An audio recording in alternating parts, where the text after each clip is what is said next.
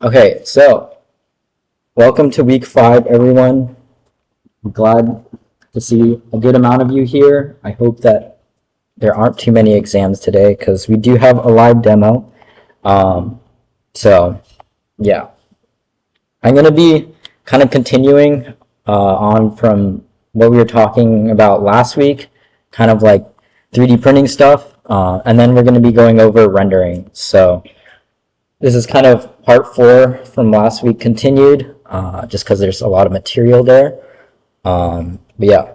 Also, someone requested I bring the benchies back, so if you were not here last week and you want some 3D printed stuff, then feel free to come up and grab it. I also have some printed cubes if you want cubes as well, but those might be a little bit less exciting. Anyways, so for when it comes to FDM or FFF 3D printing, we have a very large material selection when it comes to what we print these days. So a bunch of companies are coming up with new materials all the time, and those like different filaments could be applicable to what you're doing. So I'm going to talk about a couple of them today that are common or somewhat common, but just know that there's a bajillion different kinds of materials out there, especially because 3D printing is a very similar process to injection molding. It benefits from, that kind of similarity. So you can use a lot of injection molding materials in 3D printing if some company made some filament for you. So, yeah. Definitely, there's different material properties when it comes to materials, of course. So choosing the right one for your application is always a good thing to have in mind. So yeah, you can see here, these are just some parameters that you might want to think about, but we're going to go over them now. All right, so one of the most popular filaments that you might have heard of is something called PLA, or polylactic acid. It's actually technically like a bioplastic instead of like an oil-based plastic because it comes from corn. So they process corn in a certain way and they make PLA. So because of that, it's technically biodegradable. A lot of companies like to say, oh yeah, our material is biodegradable. And while it technically is, it needs very specific conditions for it to degrade. So you can't just like throw a piece of PLA outside and it'll be like dirt and compost in like a couple of months or something. So it technically is biodegradable, but not really. So keep that in mind if you want to use PLA and you're thinking it's going to be like greener than other materials. It kind of is in some ways, but kind of not at the same time. In terms of strength, it's pretty good. It has a very high rigidity. So if you're looking to make a part that's maybe kind of thin, but it needs to be very rigid, PLA might be a good choice for you. It's also very easy to print.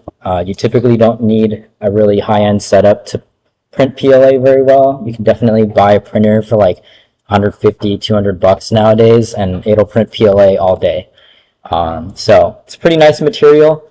The only issue with it is, or the main issue with it is it lacks temperature resistance.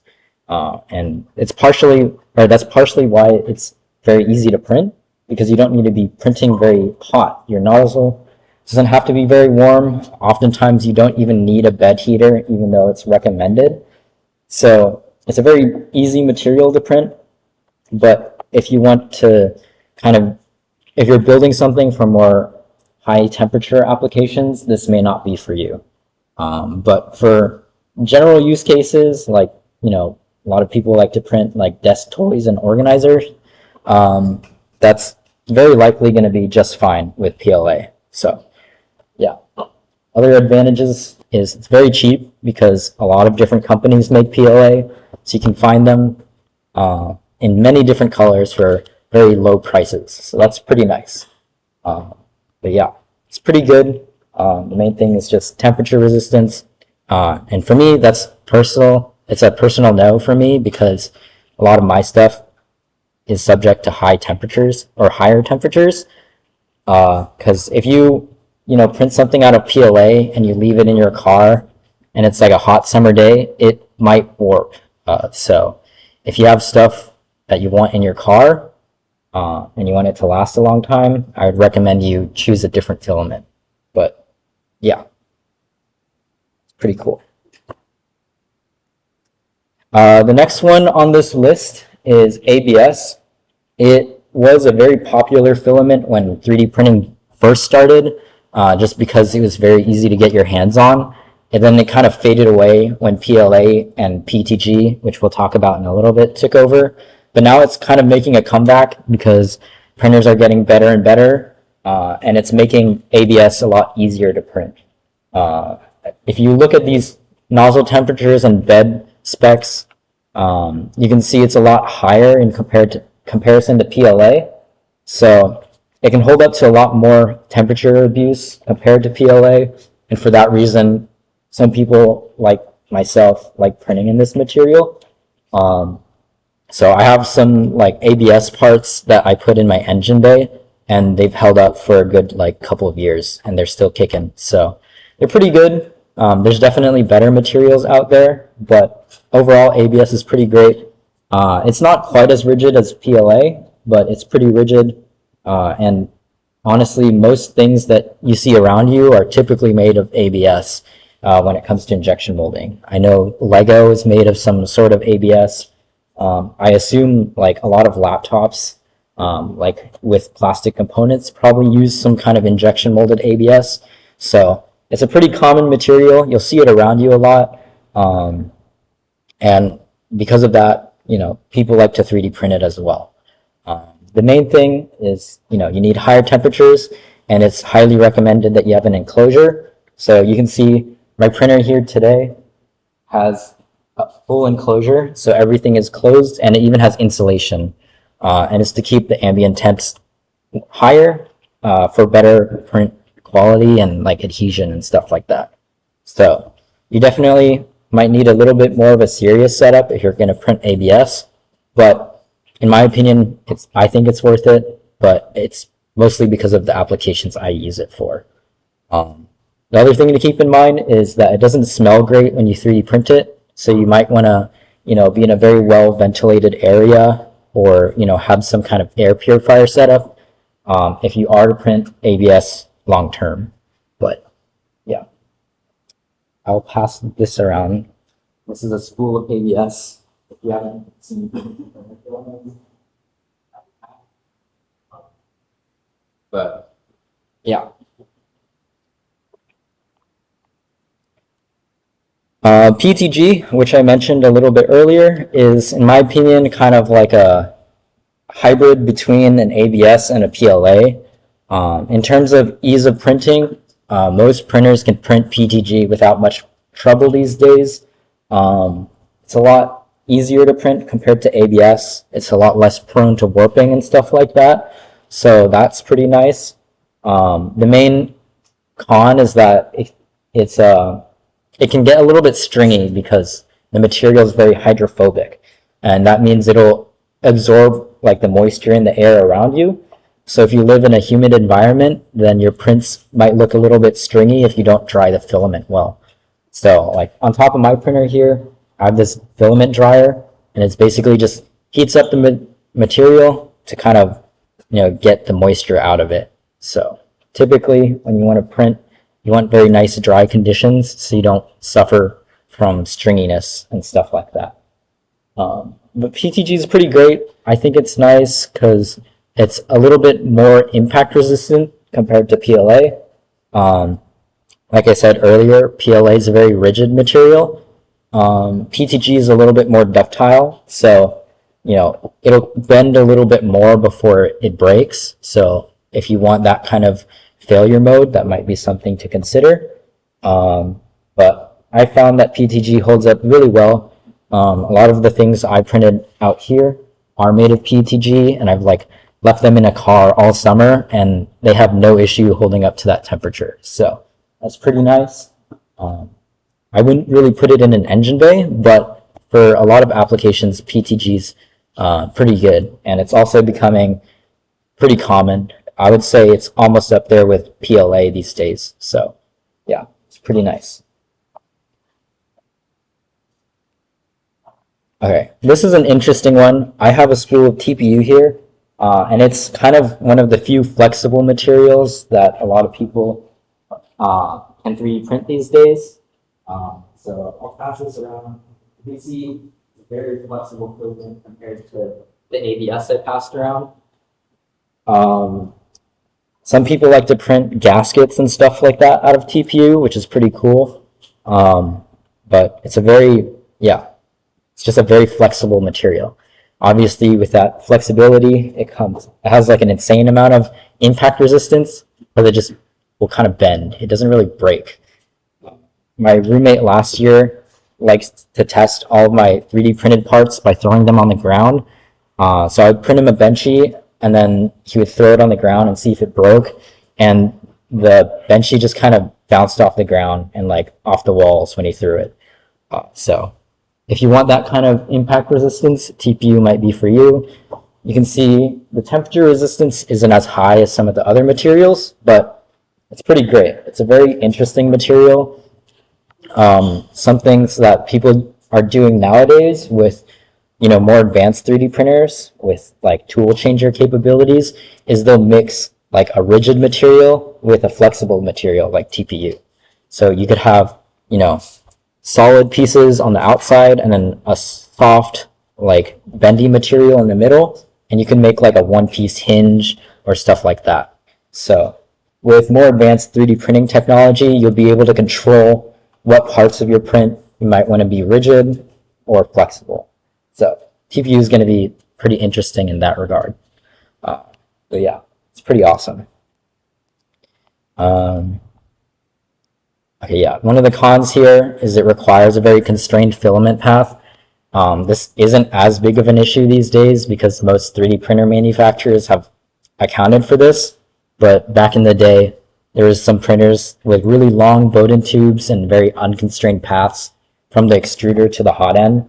And then it made it really hard to print TPU. But I can print TPU at like over 100 millimeters a second. So, it's less of an issue now. Typically TPU prints are a lot slower, but yeah, they're getting pretty fast these days. Okay, so this is kind of getting into the more engineering territory of materials. Nylon is very strong compared to a lot of the other materials I brought up. They use it for, a lot of different applications. I know some firearms are made of, a blend of carbon fiber and nylon. And it's a material that you can print with a good setup. So like this printer is kind of designed to print stuff like this. So a lot of the components you'll see if you come up and look at the printer later are actually made of carbon fiber nylon. So yeah, carbon fiber nylon is pretty good. In terms of printability, pure nylon by itself is typically pretty difficult to print because it warps a lot, similar to ABS, but a lot worse. So it warps a lot. It's also very hygroscopic, as in it absorbs material. So you want to dry it really, really well, and you want to have a good setup. Typically, an enclosure is recommended, but yeah. You'll notice, there's not really a slide about carbon fiber materials, but for a lot of these engineering filaments, they will combine, some kind of base polymer like this nylon with some kind of carbon fiber, and that actually makes it easier to print. So it sounds really fancy and stuff like that, but part of it is to make it easier to print, but you also gain a lot of rigidity, right? Carbon fiber is a very rigid material, so if you add it to some of these strong polymers, you can get a really strong part. So I'm going to pass this around. This is actually a spool of carbon fiber PTG, which is kind of a weird one. But you can kind of see the texture is a little bit different, the material a little bit more brittle. But yeah, it's pretty awesome. When you get to this kind of material, like nylons and stuff like that, filament becomes a little bit more expensive. I think I buy like CF nylon, I think probably around $40 a kilogram. So it can get expensive if you're, printing a lot of this stuff. But if you need it for your application, it's pretty great. Yeah. Polycarbonate is also on this list. It's very, very strong. If you didn't know, bulletproof glass usually incorporates some kind of polycarbonate in its layering. So, if that speaks to anything, it's usually pretty strong because it's preventing, bullets from going into your car or whatever. So polycarbonate's pretty great. It is pretty difficult to print. You can see these nozzle temperatures are pushing, past 300 Celsius. A lot of machines these days are usually rated up to 300 Celsius. So when you kind of go beyond this, you might be getting a more specialized machine, but it's pretty awesome if you can print it. Again, a lot of companies will mix polycarbonate with some kind of carbon fiber or glass fiber to add that rigidity, but it also aids in printability because PC will also warp a lot if you print it. So yeah. Same thing as nylon, it's very susceptible to moisture.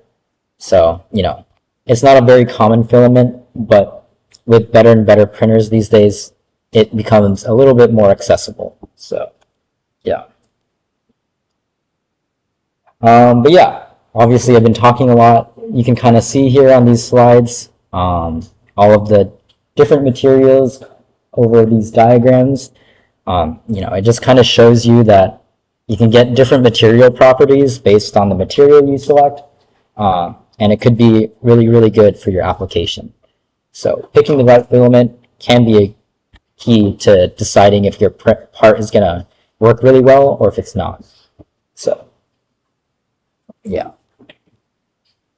Okay, I need to check if these links work, but there's different printing services at Purdue. So, I think there was a printer at Walk at some point. I know Bechtel has some printers. The Amish print shop has printers. There's also a 3D printing club at Purdue. So there's a bunch of 3D printers available to you, which is kind of why we cater this class towards 3D printing, because it's become a lot more accessible. There's also a chance that you know someone outside of this class who owns a 3D printer, but if you didn't, you know me now, and I have a printer, so if you ever need stuff printed, feel free to let me know. This is one of like 5 machines I have at my house. So I'm a little bit obsessed, but if you need stuff printed, just let me know. I can usually get it done pretty quickly. So yeah. But also, you have these resources available to you. Any questions about 3D printing? I know this is a very rambly topic because I'm just talking about materials, so yeah. Okay, cool. All right, so with that out of the way, we're going to kind of be doing the final part or the final puzzle to complete this class, which is rendering. By now, you should have a pretty good amount of experience modeling different parts, but once you get to the finish line, sometimes you want to display your parts in a very professional manner, right? You've probably seen a lot of commercials with different products, and they like fly across the screen and stuff. A lot of the times that's some kind of rendering, right? It's not the actual product that they're videotaping, but it's a digital model of it, and then they manipulate it, take videos of it, and whatnot. So we're going to learn how to do that today, but we're going to just be doing like still images. So, yeah. Again, you've seen this slide before. If you have any questions about it, you can ask. But, your final project, if you didn't know, is going to be due next week at midnight. So Monday at midnight is the due date for the final. So obviously it can't be something we made in class. It has to have at least 5 design features, which I've kind of touched on. And then I would really prefer if you design with manufacturability in mind. So I'm going to be looking at that when I'm grading them. And, you know, I can find out when I print your finals because you have the option of having them printed. So if you submit a final to me and it's really not printable, I might reach out to you and ask you to make some changes, give you some feedback. So, you know, I'm not like doing it because I want to be mad at you, but I just hope that it'll be like useful criticism for you to learn to kind of see what works and what may not work. Yeah. Also, if you have any questions about your design before the final project, just feel free to reach out. If you have any questions, you can be like, hey, is this too thin? Or like, hey, is this geometry kind of weird? Like, what should I do? You can just ask. We're happy to answer these questions. But yeah, typical rule of thumb is to keep most like major geometries under 2 millimeters. So, or I mean, over 2 millimeters. So if you have any part that is like, you know, you want to be somewhat structurally sound, don't make it like 0.5 millimeter, right? So my nozzle is 0.4 millimeters. So anything below that is going to be pretty hard to reproduce. And you know, anything under 2 millimeters is usually going to be very thin and prone to breaking. So if you can keep most of your stuff like above 2 millimeters, I'd say that's pretty good. Obviously with cones and stuff like that, you know, the top is not going to be 2 millimeters and that's fine. But for most major geometry, 2 millimeters is a good rule of thumb. But yeah. Again, if you have any questions, just ask. We're happy to answer. But yeah, all right. So assignment 10, rendering. So again, I just talked about rendering. I'm going to do that now. How this is going to work is I'm going to ask you to submit 2 different renderings because we're going to do the rendering in class today, which is assignment 10. But I'm also going to ask you to render your final, right? Because, you know, I'm under the assumption that some of you haven't started or haven't finished your final yet. So, you know, I'm not going to ask you to render your final today. So we're going to do like a demo render, and then you're going to submit a render of your final project. So when you submit, please submit 2 different ones. Don't submit 2 of the same because you're going to lose points. People do that for some reason. I ask them not to, but you know, it is 10 points. So if you don't want 10 points, then you can do that, I guess. But yeah. Anyways, we're just going to hop right into this. So open up Fusion and we're going to start rendering. So I'm going to give everyone like a minute or 2 to launch it. Sometimes it takes a minute. But yeah. Does anyone have questions about the final? No questions? I usually get a couple, so maybe I explained it better this time. Yeah, what's up? We train like 2 parts. Like, let's say we have over. Sure. I would say I'd prefer if you keep your part count to a minimum because there's a lot of you and, you know, one of me. If you need a multi-part design, that's fine, and just let me know. But, you know, if you ask me to print like 50 different things, I would prefer not to because there's a lot of you. But, you know, some people might need a part to have like 2 or 3 pieces, and if that's the case, that's fine. So, yeah. Does that answer your question? Yeah. Okay. Oh, also, some people ask me, like, how big can the final be? And, like, although my printer can print, like, 300 millimeters by 300 millimeters by 250, please don't send me something that big because it'll take, like, several days if you send me, like, a cube that's, like, that big. So please don't do that. I typically like throwing, like, 5 or 6 finals on the print bed. So I think my rule of thumb is, you know, around the size of your hand. And if you scale things improperly, I'll kind of like use my judgment whether if it's like necessary to be that scale or not. But some people like, I think someone sent me like a toothbrush holder. Obviously, like it's a little bit bigger than your hand because it's pretty tall, but you know, that dimension is kind of necessary. So I'm not going to scale it down. But if you send me like, you know, some random model that could be on your desk and it's like super, super large, I might scale it down a little bit.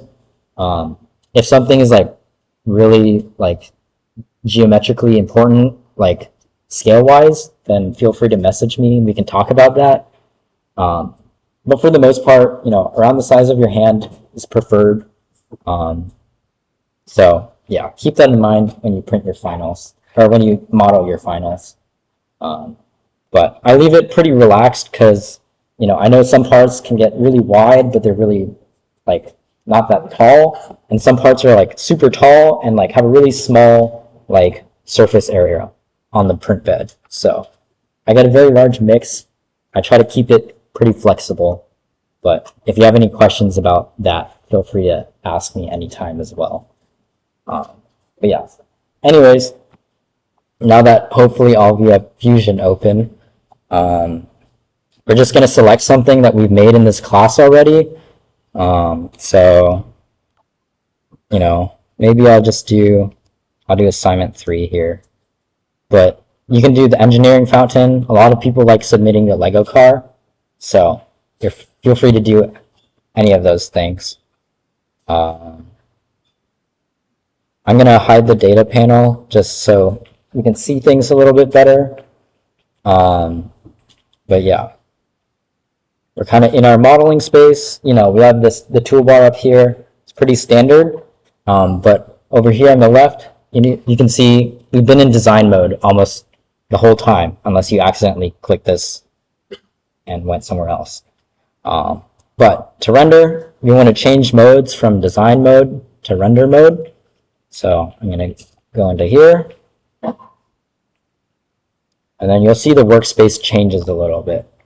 The one thing I do recommend is when you render stuff, make sure the thing has an appearance on it, because if not, it's just going to be some weird, like, ambiguous gray color. So if you haven't applied an appearance to your materials or to your parts, you can do it here, or you can press A, which is the shortcut for appearance. So, mine already has one, but let's say I just wanted to change it. I'm gonna, I don't know, let's make it green today. So make sure you apply your appearances here. I believe that's a requirement for your final. So when you render your final, make sure you have an appearance of some sorts. Other than that, we have our model here. This looks good to me. But we need to prepare the rendering environment, right? You can see the background is just like a kind of warm gray color. We want to apply a nice, realistic looking background. So to do that, there's the scene settings tab, which is right next to appearances. If we enter that, there's a couple of things that we can change. I'm going to leave the brightness as it is, because if you slide it all the way to the right, you're just going to like deep fry your part, and I don't really want that. In terms of background, you can use a solid color when you render stuff, but for this class, I'm asking you to not use a solid color, just so you can prove to me that you know that you can change things to something other than that solid color. So I'm going to ask you to use some kind of rendering environment, and this is where you change it. So make sure your background is set to environment instead of solid color. And then we can go over to the environment library, and we can pick our background. So again, for this class, I'm asking you to not choose something with just a gray background or some colored background. I'm asking you to choose, something that like looks like it's outside or is like somewhere in real life. Because sometimes I can't tell with the different lighting modes if you actually know how to do it or not. So please pick something. I like to go with the Plaza one, but you can kind of pick any other one. So if you select it, it like takes a second. And now you can see, there's some cobblestone looking background. You can move your part around in space, kind of place it where you want. Sometimes these renderings look a little bit funny and they look a little bit out of place. So they're not always perfect, but it can look okay. I think you can also use this position tab to move your part around.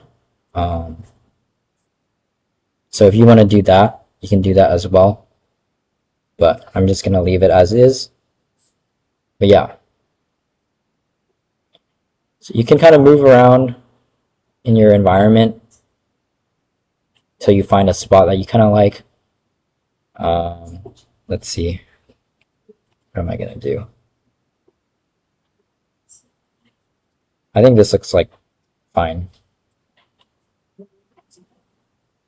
Maybe with the shadow behind it. Yeah.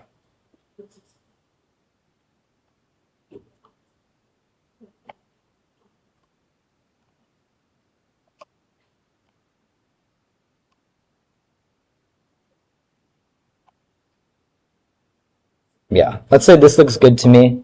I think it looks appropriate. Seems fine. There's a couple of different ways you can go about rendering it.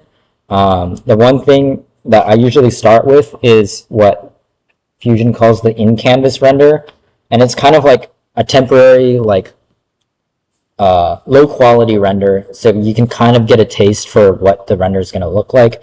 You can see the background is very blurry right now. It's mostly just to save on some computing power, but if you turn on in-canvas rendering, you'll kind of see how rendering works. It first starts, very pixelated, very ugly, and then as you wait longer and longer, it'll subdivide each pixel into like smaller pixels until you get a very nice looking rendering. In the in-canvas render, you can still manipulate the part and move it around. So, let's say I wasn't satisfied with this orientation, I can move it around a little bit. You can see it gets really blurry, but then like once I find a spot that I'm happy with and I let go, then it renders and it becomes a little bit higher definition. Wait, how did you make it higher? Or like for the in-canvas render, like you'll see it when I move it around, it gets really blurry, but then when I let go, it'll like start to look a little bit cleaner.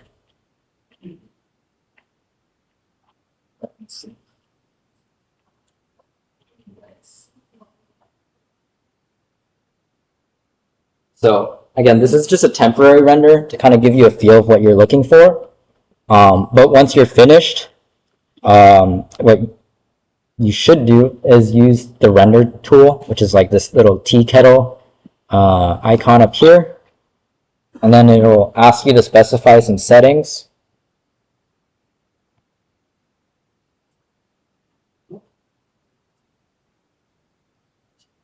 If it wants to. Oh, okay, cool. So you can see here, there's a bunch of different settings you can change.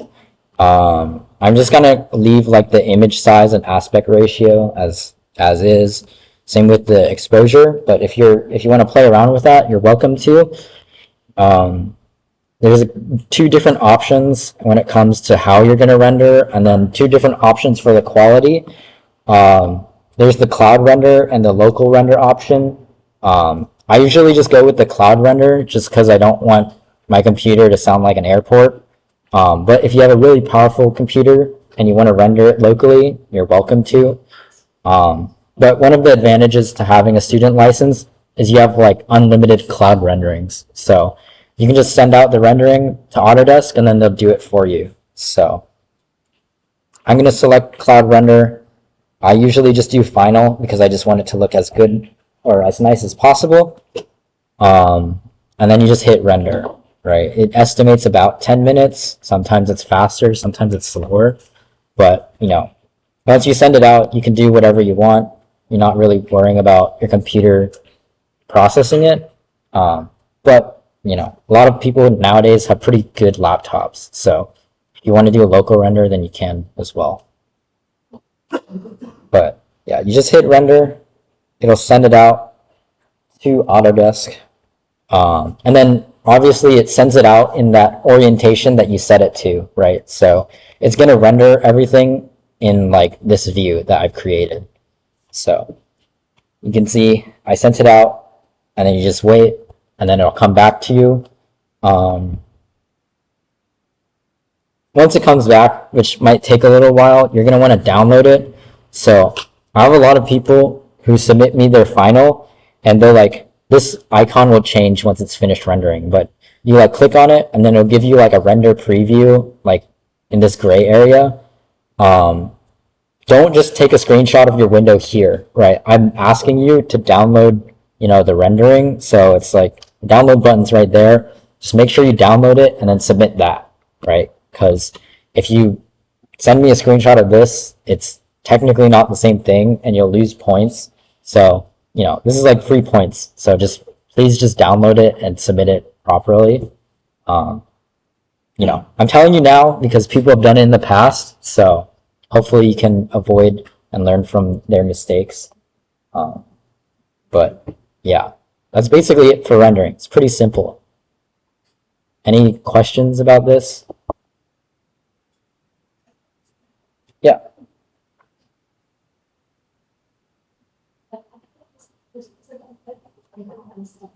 Here, I don't know what it's.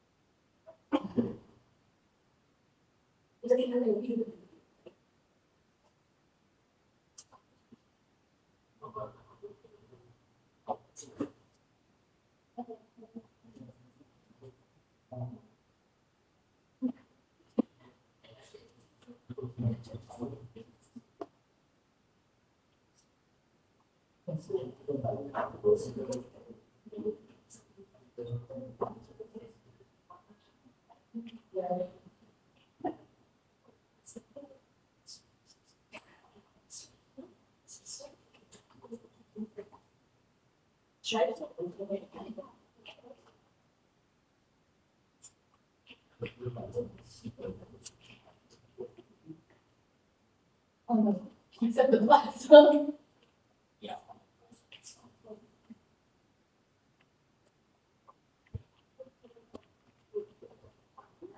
Well, I tried out. Wait.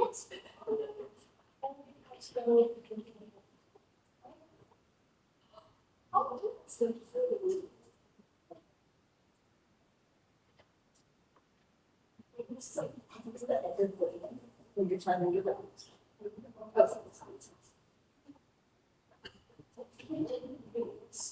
No,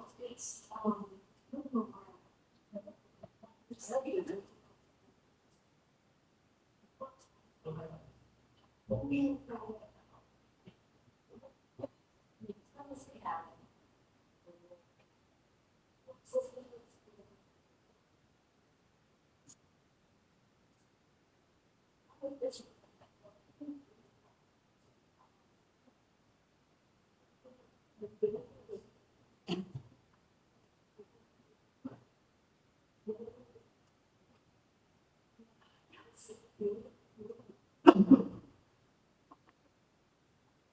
yes. Yes. And invite down.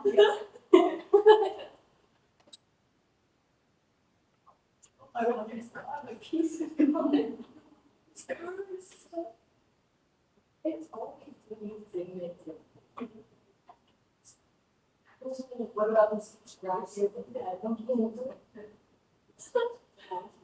No. No. That's.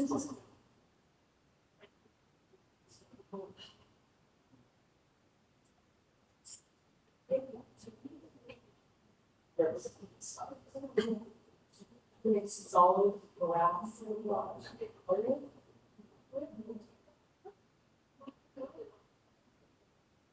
No, it's not.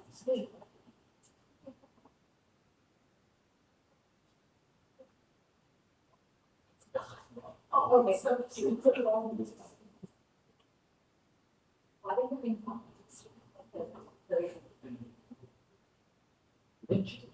I think it's because I had.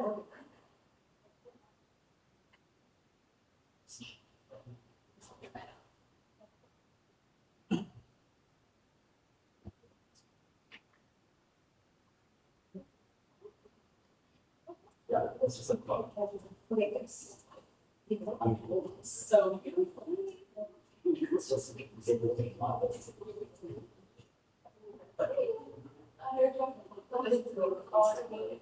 What can I? Well, what happens?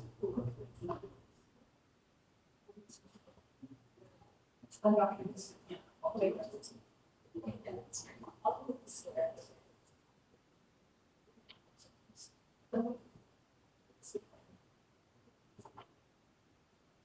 I just don't really think it. You are. Oh, no.